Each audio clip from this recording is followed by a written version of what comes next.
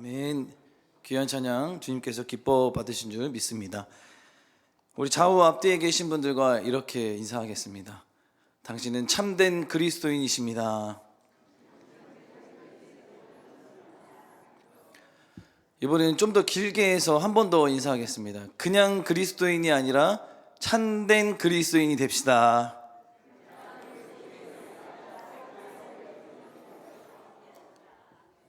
제가 왜 이렇게 인사를 또 말씀을 드렸냐면, 우리가 이 시대, 과거뿐만 아니라 이 시대에 살아가는 우리 믿음의 우리 그리스도인들이 과거나 또 지금이나 그냥 그리스도인이 있기 때문에 그렇습니다.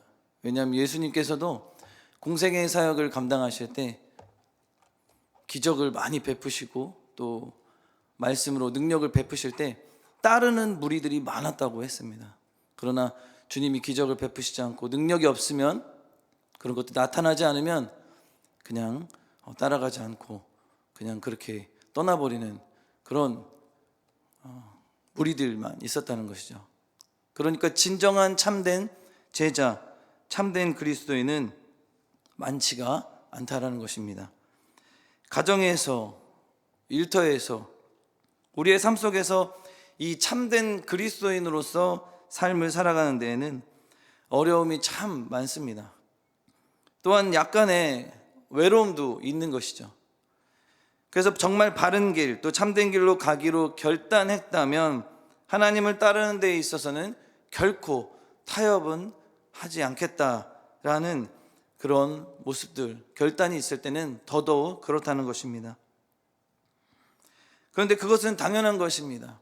주님이 걸으셨던 그 좁은 길, 좁은 문, 어렵고 힘들고 약간의 외로움이 있을지라도 우리가 예수 그리스도를 믿는 그리스도인이라면 세상과 구별된 삶을 살아가려고 계속해서 애쓰고 노력해야 한다는 것입니다.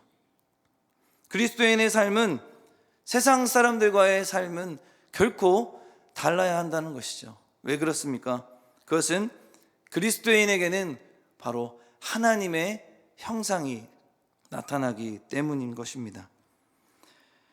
그렇게 우리가 정말 참된 그리스도인으로서 삶을 살아가기 위해서 우리가 또 어떻게 또 신앙생활을 하는 데 있어서 또 어떻게 나아가야 할지 그 방법들에 대해서 오늘 본문에서는 참된 그리스도인에게서는 이러한 특징이 나타났다라고 또 표현을 해주고 있습니다. 두 가지 특징이 나타나는데요, 그 두 가지 특징을 같이 살펴보면서 더욱더 참된 그리스도인으로서의 삶을 살아가도록 노력하는 저와 여러분 되는 그런 귀한 시간이 되기를 바랍니다. 첫 번째로는 그 특징이 뭐냐면 하나님의 형상을 닮아간다라는 것입니다. 오늘 본문 8절 9절에서 보면 하나님의 형상을 닮아가는 데에 그 특징을 나타내주고 있는데요, 오늘 본문 8절 말씀을 먼저 함께 읽겠습니다. 시작. 끝으로 형제들아, 무엇에든지 참되며 무엇에든지 경건하며 무엇에든지 오르며 무엇에든지 정결하며 무엇에든지 사랑받을 만하며 무엇에든지 칭찬받을 만하며 무슨 덕이 있든지 무슨 기림이 있든지 이것들을 생각하라. 아멘. 바울은 이전에 빌립보서 3장 1절에서도 이 끝으로라고 이렇게 표현을 했습니다. 무언가 주제가 한번 바뀔 때마다, 넘어갈 때마다 이것을 단어를 사용했는데요, 이번에는 4장에서 즉 그리스도인이라면 지켜야 하는 신앙의 덕목 8가지를 이제 마지막으로 권면에 말씀을 해주고 있습니다. 먼저 무엇에든지로 번역된 호사를 계속해서 되풀이하면서 사용하면서 성도들이 지켜야 할 덕목 6가지를 가르칩니다. 첫 번째는 참되어야 한다는 것이죠. 즉 진실하고 진실을 말하며 살아가라는 것입니다. 경건해야 한다라고 두 번째 말씀합니다. 인격이 성품 면에서 고상하고 이제 기품을 나타내는 뜻을 말합니다. 세 번째로는 옳아야 한다는 거예요. 즉 하나님의 말씀에 비추었을 때 옳아야 하고 하나님의 의의 기준에 부합해야 한다는 것입니다. 즉 성도는 하나님과의 관계뿐만 아니라 이 성도들 간의 인간관계에서도 이 진실함으로 이 모두 의로워야 한다라는 것입니다. 그리고 네 번째로는 정결해야 한다. 윤리적으로 순결할 뿐만 아니라 삶의 모든 영역에서도 동기와 행위가 순수해야 한다는 것이죠. 그리고 다섯 번째로 사랑받을 만해야 한다. 남으로부터 우호적인 호감과 애정을 받아야 한다는 거예요. 그리고 여섯 번째로는 칭찬받을 만해야 한다. 바로 선하고 또 누군가에게 신뢰를 얻을 만한, 신뢰할 만한 언행으로 좋은 평판을 받아야 한다라는 것입니다. 그리고 그 다음으로 일곱 번째, 무슨 덕이 있든지, 여덟 번째, 무슨 기름이 있든지 라고 강조합니다. 이것은 덕은 윤리적으로 탁월함을 강조하고, 기름은 하나님과 사람에게 칭찬받는 것을 강조합니다. 즉 빌립보 성도들은 바울이 이 위에서 제시한 이 8가지의 신앙 덕목을 계속해서 함양할 수 있도록 참된 그리스도인으로서 삶을 살아가는 데 있어서 이 8가지의 덕목을 숙고해야 한다라고 강조하는 것입니다. 참된 그리스도인의 삶을 이렇게 바울이 강조하는 것이죠. 제시하는 것입니다. 그리스도인은 하나님을 알지 못하는 바로 세상 사람들과 이것을 이 8가지 덕목을 통해 다른 삶의 모습을 보여줘야 한다는 것이죠.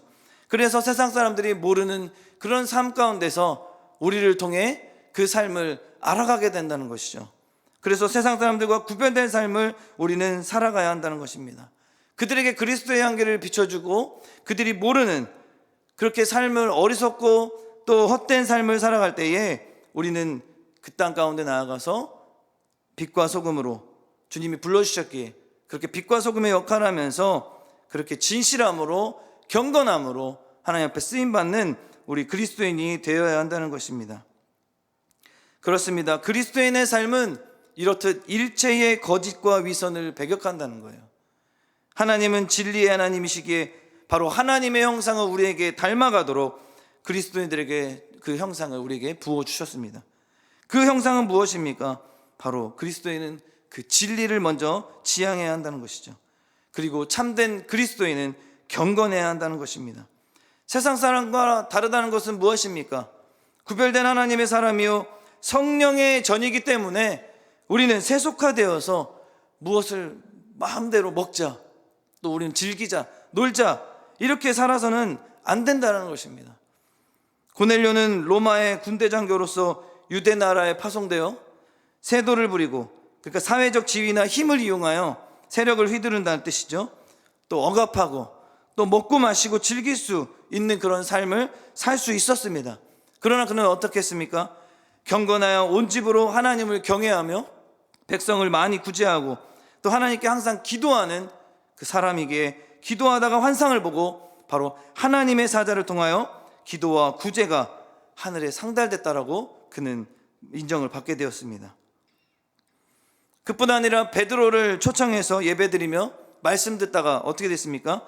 성령이 임하여서 그의 가족과 또 그 친척들이 또 친구들이 다 성령으로 충만하게 되었다.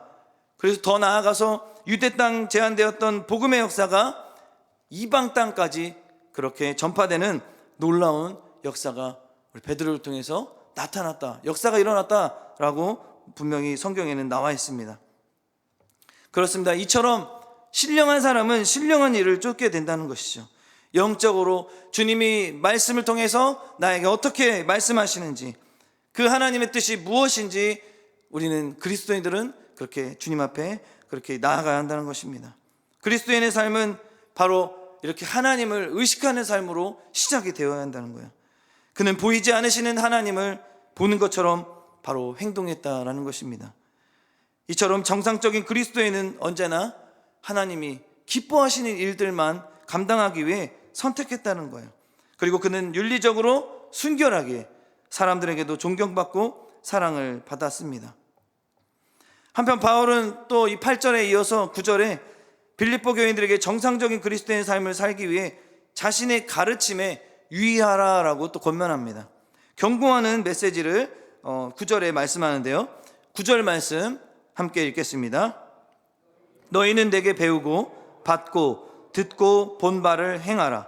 그리하면 평강의 하나님이 너희와 함께 계시리라. 아멘. 바울은 이제 자신을 모델로 삼으라는 것입니다. 자신에게 배우고 받고 또 보고 듣고 그 본 바를 실천하라라고 이렇게 당부하는 거예요. 그러니까 빌립보 성도들에게 바울을 통해서 배운 것으로만 그치는 것이 아니라 그 배움 뒤에 그 본 바를 어떻게 하라고요? 실천하라라는 것입니다.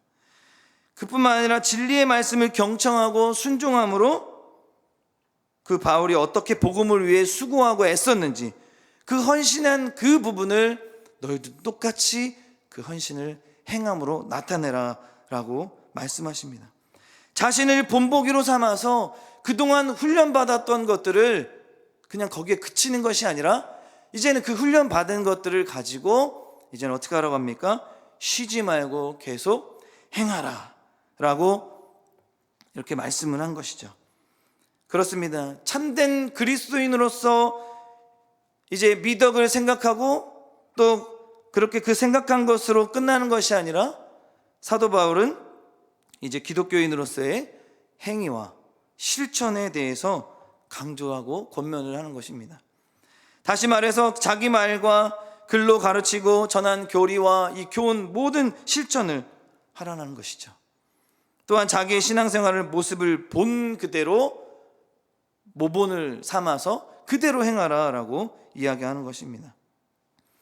여러분, 모든 하나님의 말씀, 즉 성경이나 또 우리가 설교나 어떤 사건 등을 통해서 우리가 정말 하나님께서 말씀을 주시는 목적은 그냥 그것을 듣고 간직해서 그냥 끝나는 것이 아니라 어떻게 하라는 것입니까? 들었으면 그것을 가지고 행하라라는 것입니다. 말씀을 듣고 나서 그 말씀에 순종하지 않는 성도는 그 믿음이 결코 성장하지 않는다는 거예요. 그러니까 8절에서 빌립보 성도들이 8가지 덕목을 실천하고 또 9절에서 바울이 가르치고 모본을 보였던 그 모든 것들을 실천하고 행한다면 어떻게 되는 것입니까?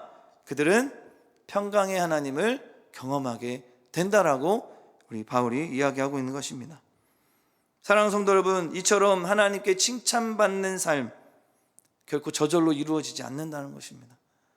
우리 또한 올바른 그 하나님의 말씀을 듣고 실천하기 위해 신앙생활하는 줄 믿으시기 바랍니다. 그냥 말씀을 듣고 그 하나님의 말씀이 나에게 임하고 그냥 은혜 받았다라는 것으로만 끝나는 것이 아니라 우리가 하나님 말씀과 그 성경의 가르침에 유의해야 할 첫 번째가 바로 그 참된 그리스도인으로서 행해야 되는 첫 번째 유의해야 될 점이 바로 이 하나님의 말씀, 성경의 가르침을 통해 그 다음에 우리가 묵상하는 것으로만 끝나는 것이 아니라 바로 행함으로, 믿음으로, 실천으로 나타내 보여야 한다는 것입니다. 그러므로 우리는 하나님의 말씀을 들었을 때 묵상하는 것으로만 끝나는 것이 아니라 바로 삶 가운데 나가서 삶 속에서 그 말씀대로 행하고 실천하기 위해 우리는 누구보다 애쓰고 또 노력을 해야 한다는 것입니다. 삶에서 나타나지 않는 믿음은 죽은 믿음에 불과하다라고 또 예전에 우리가 말씀을 통해서 들었습니다. 아무쪼록 우리 사랑하는 우리 승동의 가족들은 하나님의 말씀을 듣고 배운 대로 거기서로 끝나는 것이 아니라 우리는 실천해 나감으로 하나님께 영광 돌리는 성도들이 다 되시기를 주님의 이름으로 간절히 소망합니다. 그리고 참된 그리스도인으로서 나타나는 두 번째 특징은 바로 하나님을 온전히 신뢰한다라는 것입니다. 10절에서 13절의 말씀에 보면 빌립보 교인들은 이 바울과 또 신실한 동역자들이었다라고 이야기합니다. 그들은 바울의 이 복음 전하는 일, 그러니까 이 선교의 일들을 위해서 기도했을 뿐만 아니라 그를 물질로도 많이 후원을 했다라고 말씀합니다. 본문 10절 말씀인데요, 내가 주 안에서 크게 기뻐함은 너희가 나를 생각하던 것이 이제 다시 싹이 남이니 너희가 또한 이를 위하여 생각은 하였으나 기회가 없었느니라. 아멘. 바울은 서두에서 이 빌립보 성도들에게 이 표현했던 이 감사와 또 사랑, 그것들을 다시 한번 이 4장, 본문 4장 마지막 단락에서도 되풀이하고 있습니다.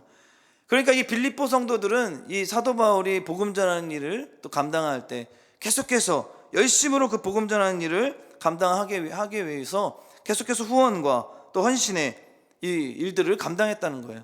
그것에 대한 이 바울이 고마움을 전하는 것입니다. 그런데 이 바울이 빌립보서를 이 기록한 중요한 목적 중에 하나도 이것이에요. 그 후원에 대한 감사, 그 헌신의 고마움을 전하는 것이었습니다. 그렇게 바울은 빌립보 성도들이 과거에 헌금하고 이 후원했던 것에 대해서 크게 기뻐했다는 것이죠. 이것은 세속적인 기쁨이 아니었습니다. 주님이 주시는 기쁨으로 그 기쁨의 근원이신 주님 안에서 기뻐했고 현재도 기뻐했다라고 고백하는 것입니다. 그런데 한동안 중단되었습니다. 빌립보 성도들의 후원과 돌봄이 중단이 되었어요. 그런데 다시 에바브로디도가 바울을 방문함으로 다시 이어졌다라는 것입니다. 그래서 여기 아까 본문에 다시 싹이 나다라는 이 표현 번역된 아네살레테에는 부정과거 능동태 직설법 2인칭 복수 동사로서 이것을 해석하면 뭐냐면 다시 봄이 오면 새 움이 돋아나듯이 다시 성도들의 사랑과 관심이 살아났다라고 이렇게 표현하는 것입니다. 그래서 그렇게 다시 살아났음을 강조하는 거예요. 물론 빌립보 성도들의 이 애정과 관심이 결코 식었던 것이 아닙니다. 그러나 어려운 사랑으로 인해서 실천하지 못했던 것들을 이제 다시 실천하게 되었던 것이죠. 그리고 본문 11절에서 12절에 보면 바울은 종종 궁핍했다라고 표현합니다. 우리 함께 읽겠습니다. 본문 11절 12절 말씀인데요. 시작. 내가 궁핍함으로 말하는 것이 아니니라. 어떠한 형편에든지 나는 자족하기를 배웠노니 나는 비천에 처할 줄도 알고 풍부에 처할 줄도 알아. 모든 일 곧 배부름과 배고픔과 풍부와 궁핍에도 처할 줄 아는 일체의 비결을 배웠노라. 아멘.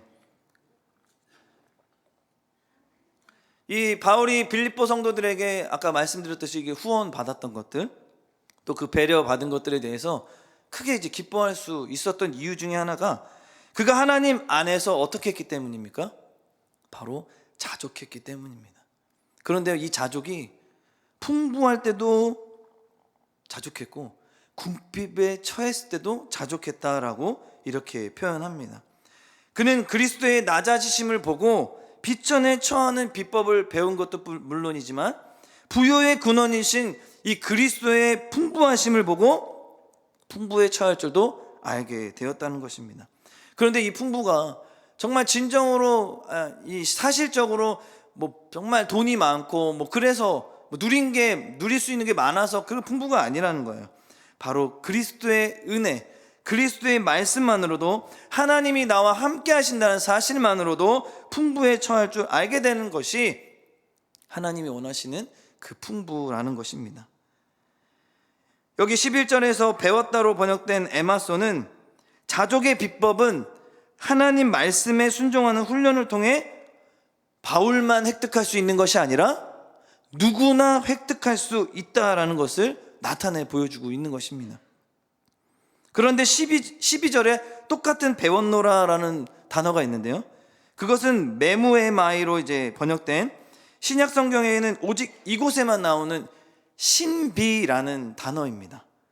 그래서 바울은 이 용어를 사용함으로써 자신이 배운 이 일체의 비결은 바로 하루아침에 얻어진 것이 아니라 오랜 세월 동안 연단을 통해 성령의 인도하심과 그리스도의 은혜로 그리고 신비스럽게 체험한 것임을 가르치고 있다라고 이렇게 표현을 하는 것입니다. 사랑하는 성도 여러분, 언제나 우리가 선교 헌금이 때맞춰 넘치도록 공급된 것은 아니었습니다. 그는 복음을 증거하며 많이 굶기도 했다라는 거예요. 하지만 바울은 일꾼을 먹이시고 또 입히시는 분이 누구시라고 믿고 있습니까? 바로 온 우주 만물을 창조하시고 정말 전지전능하신 그 하나님이시라는 사실을 알고 신뢰했기 때문에 그렇게 굶는 상황 속에서도 비천에 처한 상황 속에서도 그는 풍부를 경험하고 하나님께서 나의 사역 가운데 다시 일으켜주시고 함께 하실 것이라는 그 사실을 믿음으로 그는 고백하고 결단하고 또 행함으로 실천으로 나타내 보였다는 사실을 여러분들 믿으시기 바랍니다. 복음의 일꾼들은 하나님을 철저하게 신뢰해야 합니다. 하나님은 자신의 일꾼들을 어떻게 하시기 때문입니까? 바로 책임져 주시기 때문입니다. 마가복음 6장 7절에서 10절에 이렇게 말씀하십니다. 12 제자를 부르사 둘씩 보내시며 더러운 귀신을 제어하는 권능을 주시고 명하시되 여행을 위하여 지팡이 외에는 양식이나 배낭이나 전대의 돈이나 아무것도 가지지 말며 신만 신고 두벌옷도 입지 말라 하시고 또 이르시되 어디서든지 누구의 집에 들어가거든 그곳을 떠나기까지 거기 유하라. 아멘. 진정한 자족은 무엇입니까? 하나님을 향한 온전한 바로 믿음에서 나오는 줄 믿으시기 바랍니다. 우리는 마음에서 솟아나는 욕심과 탐심 때문에 이 믿음이 자꾸 무너지게 되는 거예요. 이 믿음이 무너지게 되면 하나님을 결코 신뢰할 수 있겠습니까? 하나님은 제껴두고 바로 내 생각과 내 판단대로, 내가 경험한 대로, 내가 그렇게 해서 그것들을 이렇게 이뤄내서 했던 그런 교만함으로 우리가 그 욕심과 탐심으로 무너질 때가 많이 있다는 거예요. 그래서 우리 마음에서 솟아나는 이 욕심과 탐심을 우리는 경계해야 한다는 것입니다. 욕심은 경건을 망가뜨립니다. 욕심은 우리의 마음을 지배하여 하나님을 온전히 신뢰하지 못하도록 우리를 무너뜨린다는 거예요. 그러나 하나님의 주권에 순종하는 삶에는 결코 걱정이 없는 줄 믿습니다. 하나님이 모든 일을 바로 주관하시고 또 우리와 함께 하셔서 또 모든 그 보이지 않는 일어나지 않는 일들에 대해서 하나님께서 반드시 승리의 길로 책임져 주시기 때문입니다. 그래서 마지막으로 바울은 이렇게 권면하고 고백할 수 있는 거예요. 어떠한 환경과 고난 가운데서도 내가 자족할 수 있었던 이유, 13절 말씀입니다. 같이 함께 읽겠습니다. 내게 능력 주시는 자 안에서 내가 모든 것을 할 수 있느니라. 아멘. 바로 그 이유는 방금 말씀 읽은 것처럼 그리스도께서 능력을 주시기 때문입니다. 여러분들 이 말씀 꼭 붙잡으시기 바랍니다.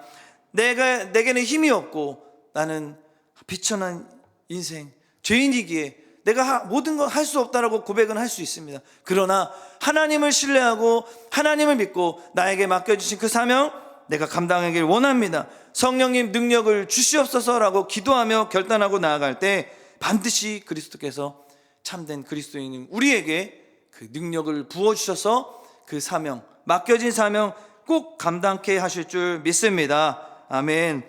여기 능력 주시는으로 번역된 앤디 마문티는 현재 능동태 분사 남성 단수로 능력 주시는 분은 그리스도시며 그리스도께서 지금도 중단 없이 지속적으로 능력을 주심을 의미하는 것입니다.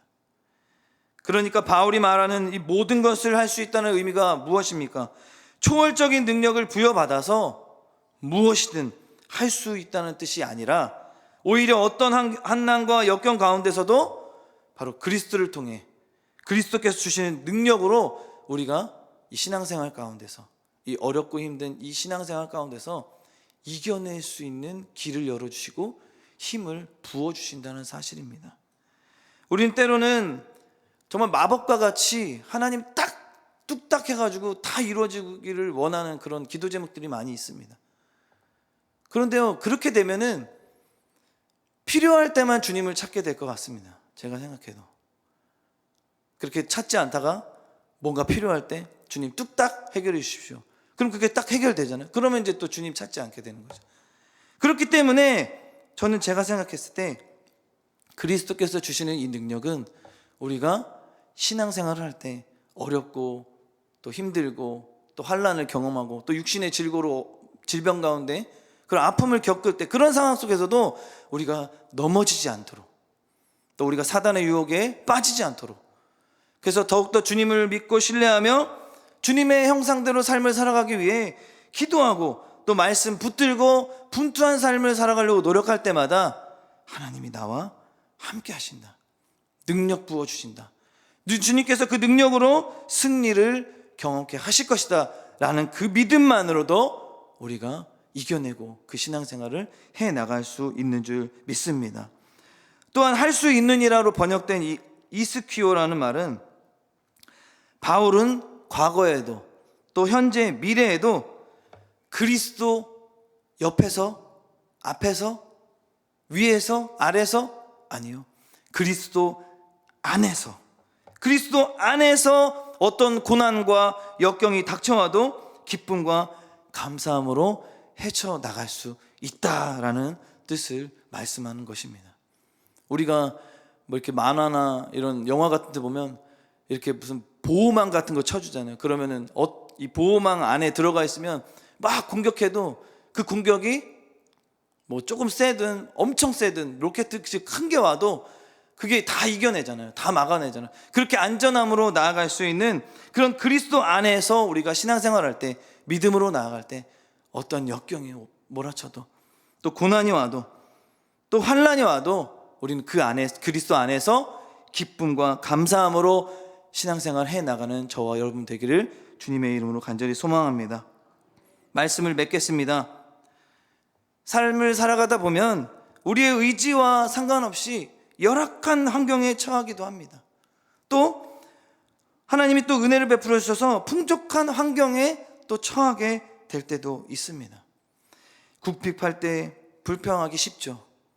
풍부할 때 또한 교만하기 쉽습니다. 이 세상에 살면서 성도들은 풍부에 처할 줄도 알고 또 비천에 처할 줄도 알아야 한다는 것이죠. 그러므로 그것들을 알 때에 우리는 사도 바울이 그렇게 자족함으로 나아갔던 것처럼 우리 또한 자족하기를 배움을 통해서 그렇게 신앙생활 가운데 승리를 경험해야 할 것입니다.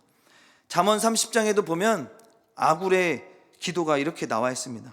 혹 내가 배불러 하나님이 누구냐 하는 교만에 빠지지 말게 하시고, 혹 내가 가난하여 도둑질하고 하나님 이름을 욕되게 하지 않도록 오직 필요한 일용할 양식으로 나를 먹이시옵소서. 아멘. 참으로 지혜 있는 기도의 요소들이 다 들어가 있습니다. 바울 또한 어땠습니까? 바울은 지금 평범한 삶을 살아가고 있지 않습니다. 바울은요, 하나님의 일꾼으로서 일하면서 많이 견디는 것과 환난과 궁핍과 고난과 매맞음과 또 갇힘과 옥에 갇혀 있잖아요. 지금 옥살이를 하잖아요. 또한 난동과 수고로움과 자지 못함과 먹지 못함 가운데 처해 있습니다. 그러나 그 고난으로 인해 신앙이 약해지거나 절망하지 않았다고 분명히 이야기합니다. 도리어 그는 어떻게 했다고 합니까? 어떠한 형편이든지 나는 자족하기를 배웠노라, 그렇게 고백했습니다. 자족할 수 있는 것은 자신의 분수를 아는 이 겸손함으로 시작됩니다. 사랑하는 성도 여러분, 하나님은 우리의 모든 것을 아시는 분이십니다. 우리의 일거수일투 다 잘 아시죠. 우리를 창조하신 분이십니다. 우리의 처한 환난과 또 환경과 상황을 누구보다 잘 아십니다. 그러므로 가장 선한 길로 우리를 또한 인도하시죠. 그러므로 우리는 어떤 상황에서도 우리는 누구를 찾고 누구를 의지하고 누구를 신뢰해야 하겠습니까? 옆에 사랑하는 성도 동역자, 물론 맞습니다. 신뢰하고 서로 동역해야 합니다. 서로 의지해야 합니다. 그러나 우리가 첫 번째로 의지해야 할 분, 신뢰해야 할 분은 바로 하나님이십니다. 우리가 그 하나님 안에서 자족하는 신앙인이 되어야 합니다. 그렇게 바울은 내게 능력 주시는 자 안에서 내가 모든 것을 할 수 있다라고 또 고백한 것입니다. 바울의 이 고백이 우리의 고백이 되기를 소망합니다. 천지 만물을 말씀으로 창조하신 능력의 주님께서, 우리 아버지께서 그분이 주시는 그 능력 안에서 우리는 그렇게 삶을 살아갈 때, 그렇게 거할 때에 우리를 책임져 주시고 그 능히 세상을 이기림을 허락해 주실 줄 믿습니다. 결국 자족하는 능력도 하나님께서 주시는 선물입니다. 그 선물을 우리가 계속해서 부어달라고 기도해야 합니다. 우리 모두 주님께 능력을 받아 자족하는 삶을 살아가기 위해 기도해야 합니다. 아무쪼록 어떤 형편과 처지 속에서도 오늘 말씀 다시 한번 붙들고 하나님의 은혜 가운데 주님과 그 신실한 관계를 잘 또 가지시며 하나님의 평강의 넘침으로 하나님 나라의 영광으로 쓰임받는 또 기쁨의 성도들이 다 되시기를 주님의 이름으로 간절히 소망합니다. 아멘. 기도하시겠습니다. 사랑의 하나님, 참된 그리스도인의 삶에는 분명한 삶의 열매가 있는 줄 믿습니다. 그러므로 날마다 하나님의 형상을 닮아가는 삶 되게 하여 주시고, 우리의 모든 것이 하나님께 속하여 정상적인 그리스도인 삶을 살아감으로 어두운 세상 가운데 나아가 빛 대신 하나님의 형상이 우리를 통해 나타나게 하여 주시옵소서. 또한 우리 모두는 매일매일 하나님의 그 진리의 말씀을 사모하게 하여 주시고, 그 하나님의 말씀을 통하여 우리를 하나님의 형상을 닮아가는 참된 그리스도인으로 만들어 주시옵소서. 그리하여 말씀을 삶으로 살아내며 모든 상황에서도 감사하고, 비천에 처하도 풍부에 처할지라도 자족함으로 주님과 동행하는 참된 그리스도의 삶의 모습이 나타나게 하여 주시옵소서. 이 모든 것을 주님께 맡겨드리며 예수님의 이름으로 기도하옵나이다. 아멘.